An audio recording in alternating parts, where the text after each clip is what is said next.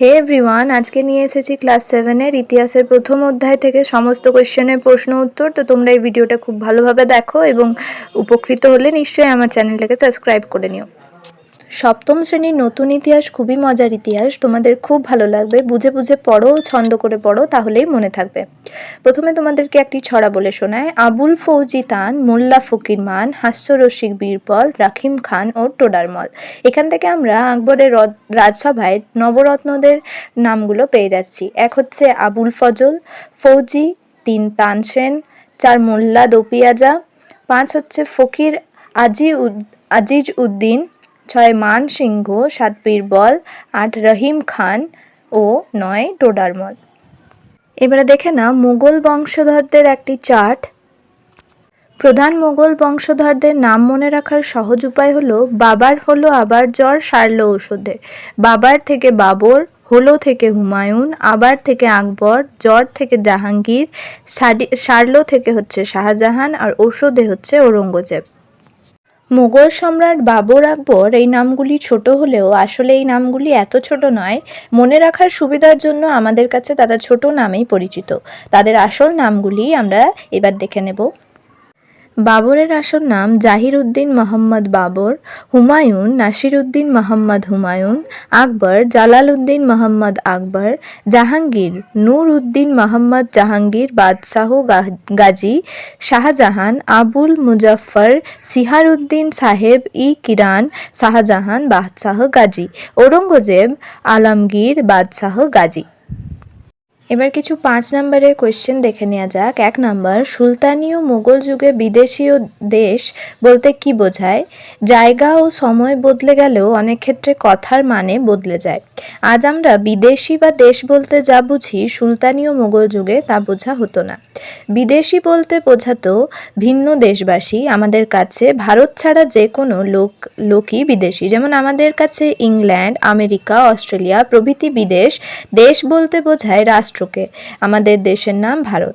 সুলতানি ও মুঘল যুগে বিদেশি এবং দেশের অর্থ হলো, সুলতানি ও মুঘল যুগে বিদেশি বলতে বোঝায় অন্য শহর বা গ্রাম থেকে আসা লোকেদের।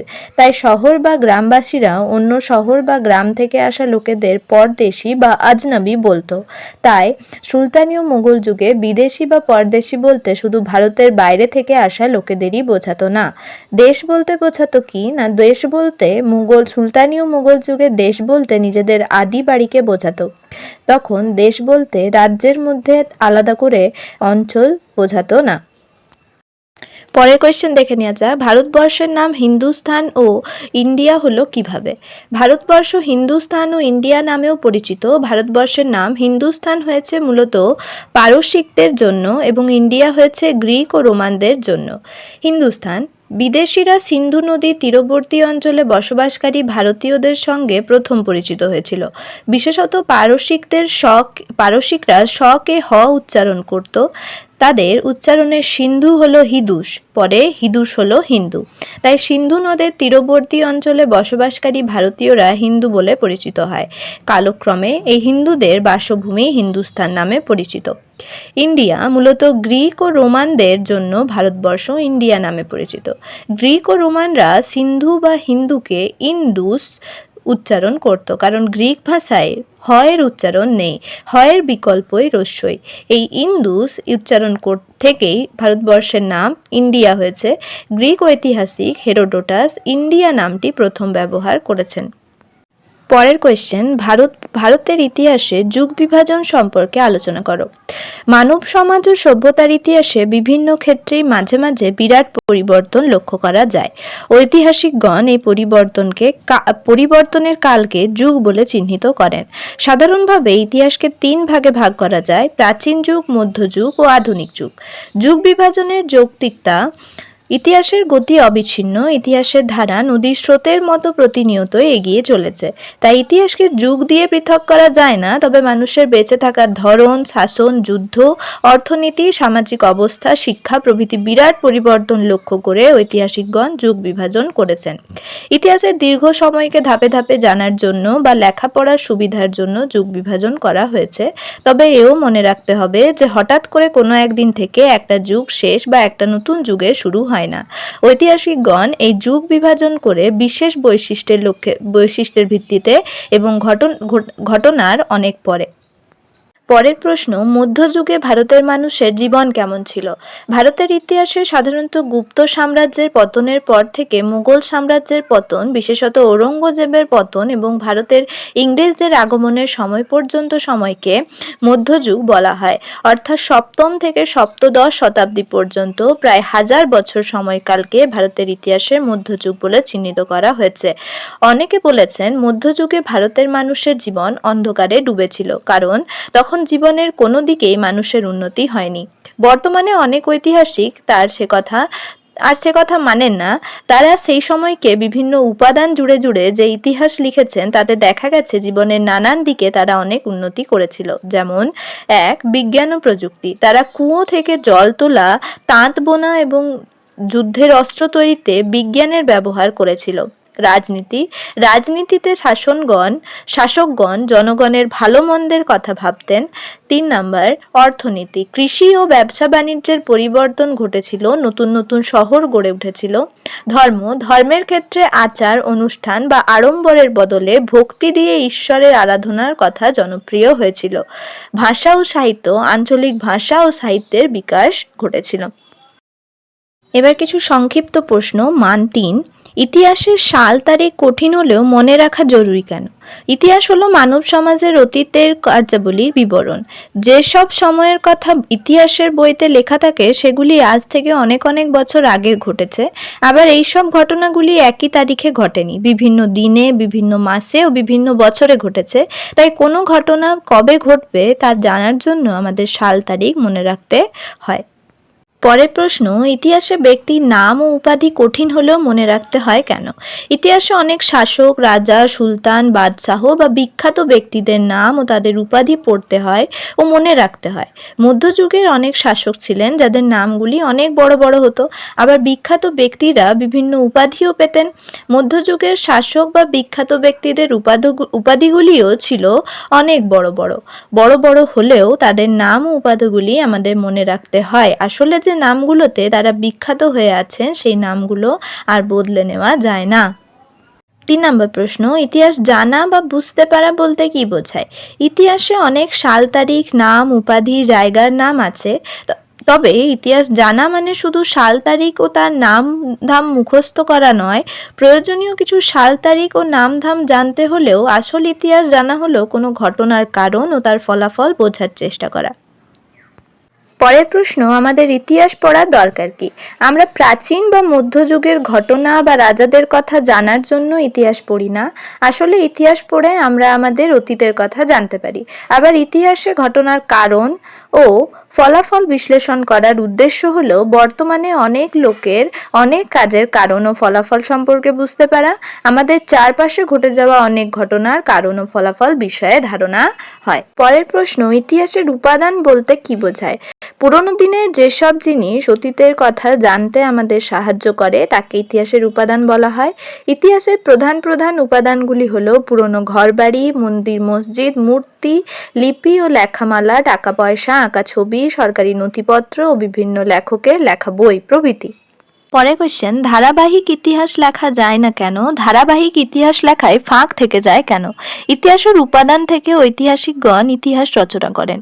তবে অনেক উপাদান আজ আর নেই, কারণ প্রকৃতির কোপে বা মানুষের হাতে পড়ে অনেক উপাদান নষ্ট হয়ে গেছে। তাই ধারাবাহিক ইতিহাস জানা যায় না। ঐতিহাসিকগণ ভেঙে যাওয়া পুরনো ঘরবাড়ি, মূর্তি, মানুষের ব্যবহৃত জিনিসপত্র, লেখা ও বইপত্র থেকে তথ্য সংগ্রহ করে পরপর সাজিয়ে ইতিহাস রচনা করেন।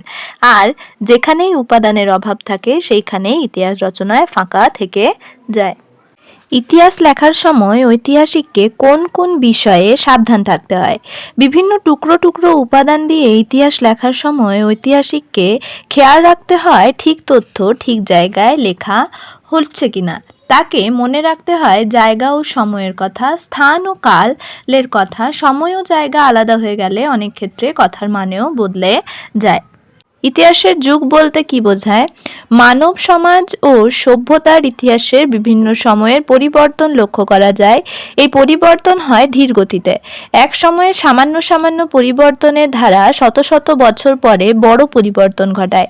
ফলে সামাজিক, অর্থনৈতিক, রাজনৈতিক, সাংস্কৃতিক, ধর্মীয় ও শিক্ষা দীক্ষার আমূল পরিবর্তন ঘটে, যা সমাজ ও সভ্যতার রূপান্তর ঘটায়। ঐতিহাসিকগণ এই বিরাট রূপান্তর কালকে যুগ বলে চিহ্নিত করেন। পরে কোশ্চেন, ইতিহাসকে সাধারণভাবে কয়টি যুগে ভাগ করা হয়? এই ভাগগুলি কি কি? ভারতের ইতিহাসের মধ্যযুগ বলতে কোন সময়কে বোঝায়? ইতিহাসকে সাধারণভাবে তিনটি যুগে ভাগ করা হয়। ইতিহাসের তিনটি যুগ হলো প্রাচীন যুগ, মধ্যযুগ ও আধুনিক যুগ। ভারতের ইতিহাসে সাধারণত গুপ্ত সাম্রাজ্যের পতনের পর থেকে মোগল সাম্রাজ্যের পতন এবং ভারতের ইংরেজদের আগমন পর্যন্ত সময়কে মধ্যযুগ বলা হয়। অর্থাৎ সপ্তম থেকে সপ্তদশ শতাব্দী পর্যন্ত প্রায় 1000 বছরের সময়কালকে মধ্যযুগ বলে চিহ্নিত করা হয়। এবারে কিছু 1 নম্বরের প্রশ্ন। গঙ্গাই চোল কার উপাধি ছিল? প্রথম রাজেন্দ্র চোল। সকলোত্তর পথনাথ কার উপাধি? হর্ষবর্ধন। ইখতিয়ার উদ্দিন মোহাম্মদ বাখদিয়া খলজি কে ছিলেন? বাংলার বিজেতা তুর্কি সেনাপতি। দন্তি দুর্গ কে ছিলেন? রাষ্ট্রকূট রাজবংশের প্রতিষ্ঠাতা। সুলতানীয় মোগল যুগে ভারতের দেশ বলতে কি বোঝাতো? আদিবাড়ি বা একই রাজ্যের আলাদা অঞ্চল। সুলতানীয় মোগল যুগে অন্য গ্রাম বা শহরের অচেনা লোকেদের কি বলা হতো? বিদেশি, পরদেশি বা আজনবি। হেরোডোটাস কে ছিলেন? গ্রিক ঐতিহাসিক। কে ইন্ডিয়া নামটি প্রথম ব্যবহার করেন? গ্রিক ঐতিহাসিক হেরোডোটাস। ইতিহাসের জনক কাকে বলা হয়? হেরোডোটাসকে। পরের কোশ্চেন, ভারতের কোন এলাকা পারসিক সাম্রাজ্যের অন্তর্ভুক্ত হয়েছিল? উত্তর পশ্চিম ভারতের সিন্ধু নদীর বদ্বীপ এলাকা। ভারতের কোন অঞ্চলকে হিন্দুস বলা হয়? সিন্ধু নদীর বদ্বীপ অঞ্চলকে। কারা হিন্দুকে হিন্দুস বলতো? পারসিক বা ইরানীয়রা। ইরানি কাদের বলা হয়? পারসিকদের। আমাদের বাংলা ভাষায় স-কে ইরানিরা কি উচ্চারণ করে? হ। আমাদের বাংলা ভাষার স-কে গ্রিকরা কি উচ্চারণ করে? রস্যই। আগে গ্রিকরা ইন্ডিয়া বলতে কোন অঞ্চলকে বোঝাতো? সিন্ধু অঞ্চলকে। কোন শাসকদের শিলালিপিতে আমরা হিন্দুস্তান শব্দটির উল্লেখ পাই? সাসানীয় শাসকদের। সাসানীয় শাসকদের যে শিলালিপিতে হিন্দুস্তান শব্দের উল্লেখ পায় সেটি কত খ্রিস্টাব্দে খোদিত হয়? 262 খ্রিস্টাব্দে। হুদুদ অল আলম গ্রন্থটি কোন সময়ে রচিত? 10ম শতকে। কোন প্রাচীন গ্রন্থে হিন্দুস্তান বলতে সমগ্র ভারতকে বোঝানো হয়েছে? হুদুদ অল আলম। আমরা কোন যুগে প্রথম রান্নায় আলুর ব্যবহার শিখি? মধ্যযুগে।